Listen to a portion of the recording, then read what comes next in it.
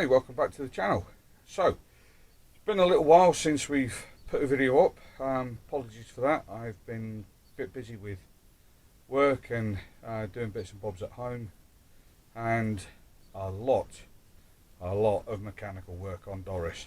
So, rundown on what we've done since the last video. We had a front wheel bearing go, annoying. So changed the front hub assemblies, so new bearings, new discs, reground the pads and put them back in. We've changed all the brake lines now.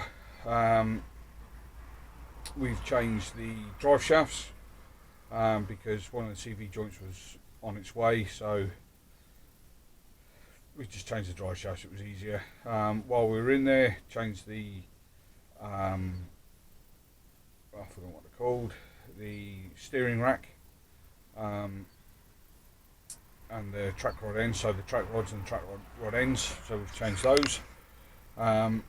We changed we've bled the brakes, I don't know how many times now, 2, 3, 4 times we've bled the brakes to get these right, but they're now done and fully operational, which is really good.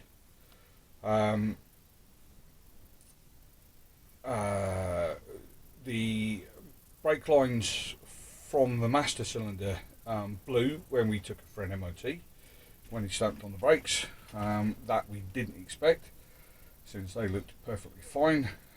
So consequence, had to change those. Those, by the way, are bloody expensive. 85 quid for the pair of tubes. They're just tubes with a connection on the end. Just a simple threaded connection. 85 bloody quid from Ford's, because you can't buy them anywhere else. So need to get hold of that brake pipe size and start making them, because I think I can make a fortune here for people wanting brake pipes. So I've got the mould, I've got the bits and everything. We're not going to start making them, but that's a whole other thing. Anyway, we got her through the MOT. She is now road legal. Finally, after some 5.5 months, we have managed to achieve what I didn't think was possible. Doris is road legal, ready to rock and roll on her travels. So thanks a million to Justin, the Transit Whisperer, Mr. Parr. He under instruction, guiding me along the way, has been absolutely incredible. Can't recommend him enough if you get a Transit or any other vehicle. He works with all of them, but he's brilliant with Transit. So I'm sure he'll love me saying that. If you need him, give me a shout, I'll pass you on to him. So we now started the interior again after much time. So let me just flick you around and I'll show you what we've been up to.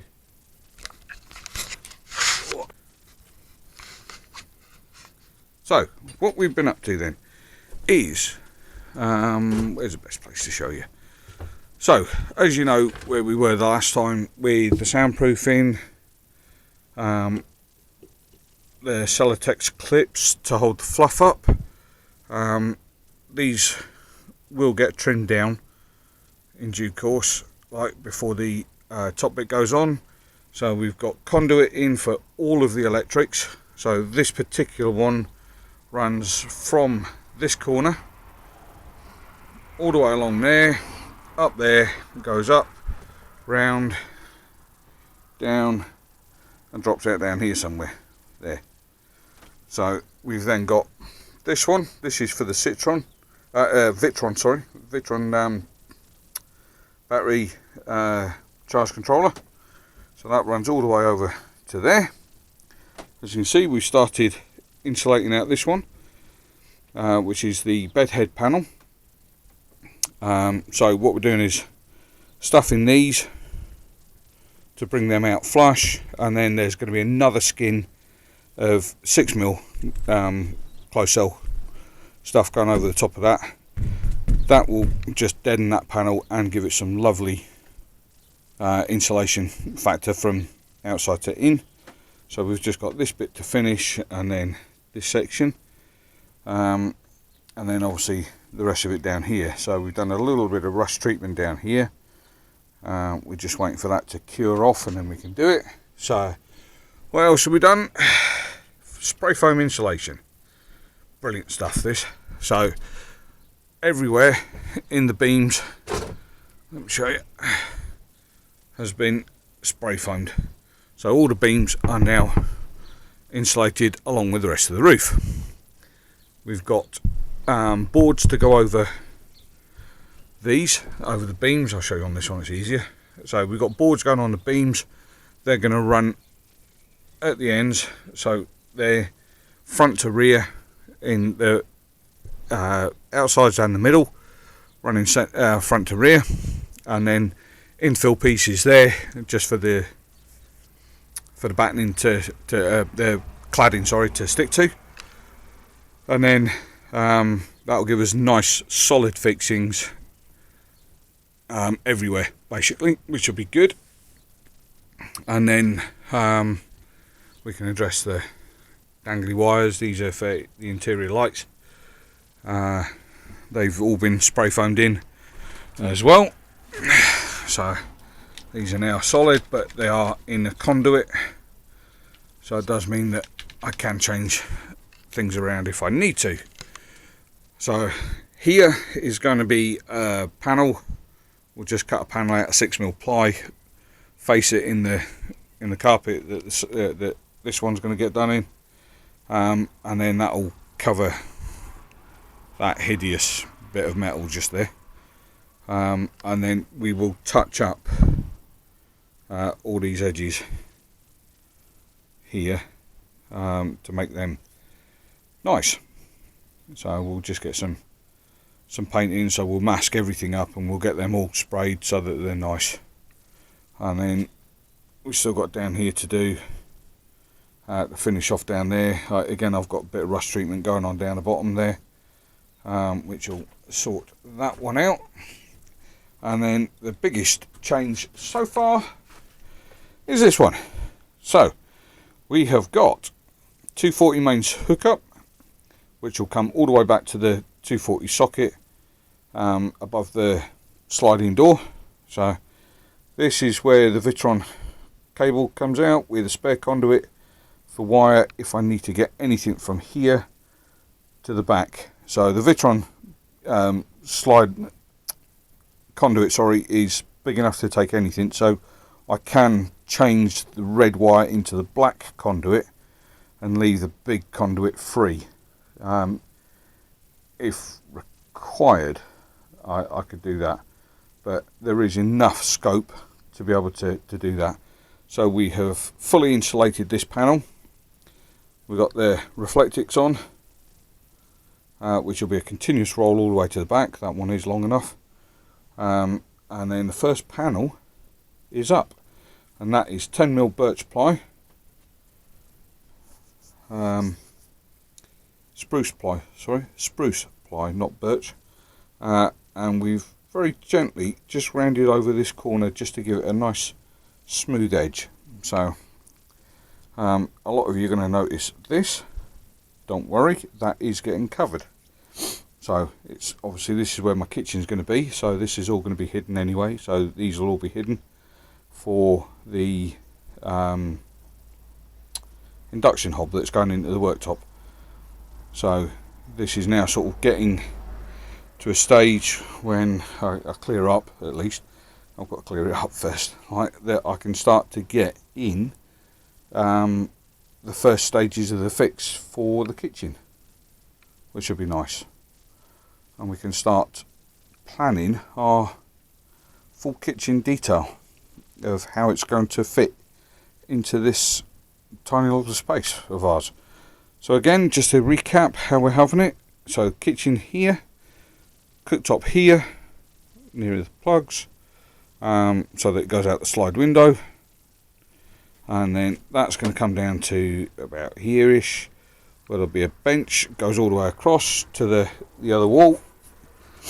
And then that'll be storage and the fridge, etc. And then there will be the bed going right across the back on the back wall.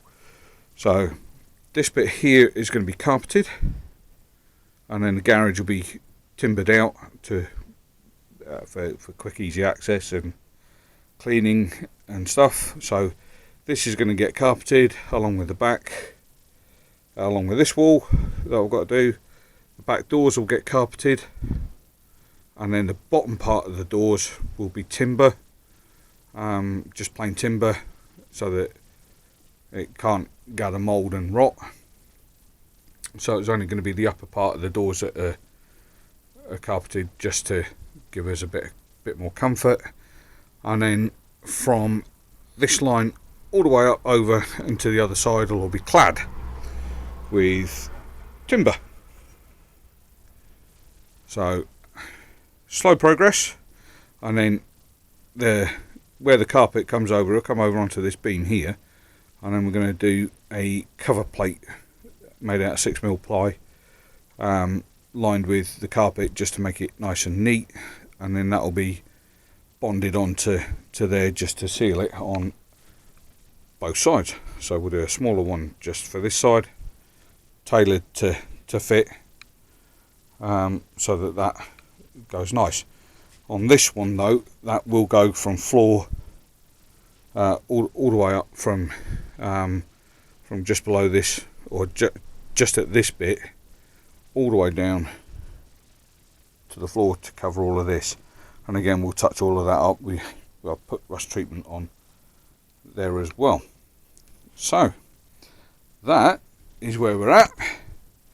More to do tomorrow. So tomorrow we're going to finish insulating with the closed cell foam all this section and there, and then we can then finish the stuffing with the 100mm recycled plastic stuff into this section, and get the Reflectix on, so that seals that up nicely. And then we'll hopefully finish the roof as well, and we'll start getting these boards up so that we can get the Reflectix on the roof. And we'll go from there. So that's where we are at the moment. Sorry it's taken some time, and I know we've skipped a couple of stages of me doing things like this.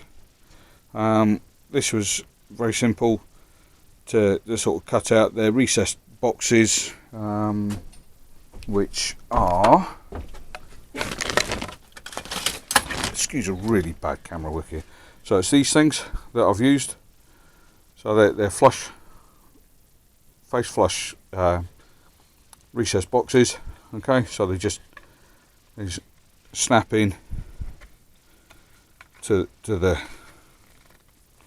wall. I'm not going to do it because then it makes it bugger to get out. So these just push through, and then this bit here tightens up against the back side of the surface that you're doing, as you screw the faceplate into these. So, and then they sit nice, and as you can see, it's a tiny little lip which actually sits behind the faceplate for the socket. So there's going to be a number of these going down here, so that I've got easy access to the wiring. They'll come through on glands, so we'll actually put glands into these so that the stuff is easily accessible and adjustable for the future. So back to work tomorrow on this. So we'll see you tomorrow for a bit more of doing this and filling that, and a few swear words in between, and then we can get the Reflectix on, and then we can start doing the top side. So thanks for watching. Hope you enjoyed this video. There will be a lot more to come now as we see the progression of the interior. Please do give it a thumbs up and a subscribe to see all the future videos. Thank you for those that are already subscribing, and hello to all the new people that are watching. So take care. See you soon.